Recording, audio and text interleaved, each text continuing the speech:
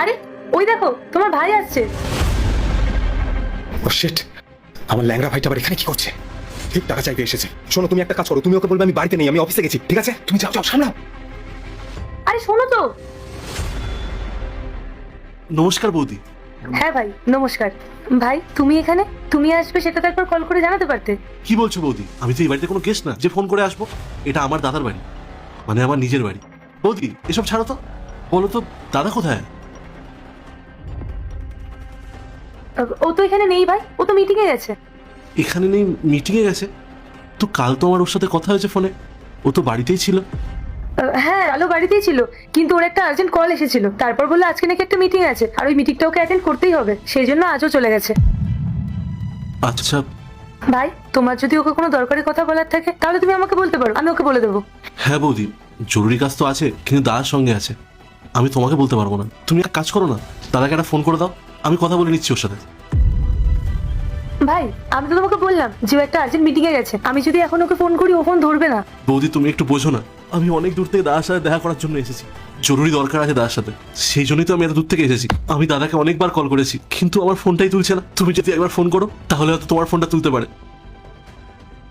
আমার সাথে দাদার একটু কথা বলিয়ে দাও না। আচ্ছা ঠিক আছে, আমি ওকে কল করছি।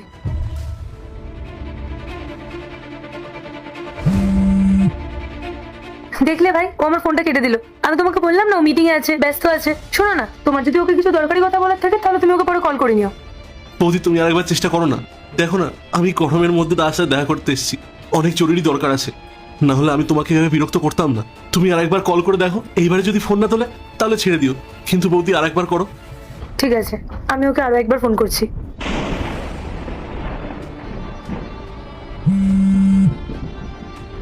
দেখলে ভাই ও আবার আমার কলটা কেটে দিল। এবার আমি কি করি? একটা দরকারি কাজ আছে, তার সাথে দেখা করাটা খুব জরুরি, দাদা তো ফোনও তুলছে না। ভাই তুমি আমাকে বলে দাও না, তোমার দাদা যখন বাড়ি ফিরবে তখন আমি ওকে জানিয়ে দেবো। তুমি একদম ঠিক কথাই বলেছো, জানি না ও কখন আসবে, আর এমনি তো আমি যাওয়ার টিকিট একসাথেই কেটে এসেছি, ট্রেন মিস হয়ে যাবে। আর তার থেকে ভালো আমি তোমাকেই কথাটা বলে দিই। 1 মিনিট দাঁড়াও। বৌদি এই টাকাগুলো না তুমি দাদাকে দিয়ে দিও। কিন্তু এতগুলো টাকা তুমি তোমার দাদাকে দিতে বলছো কেন? বৌদি দাদা তোমায় কিছু বলেনি? ও না খুব চিন্তায় আছে। আমি না ওকে ফোন করেছিলাম, কি বলতো আমার না 5,000 টাকার খুব দরকার ছিল, তাই জন্য ওকে আমি ফোন করেছিলাম।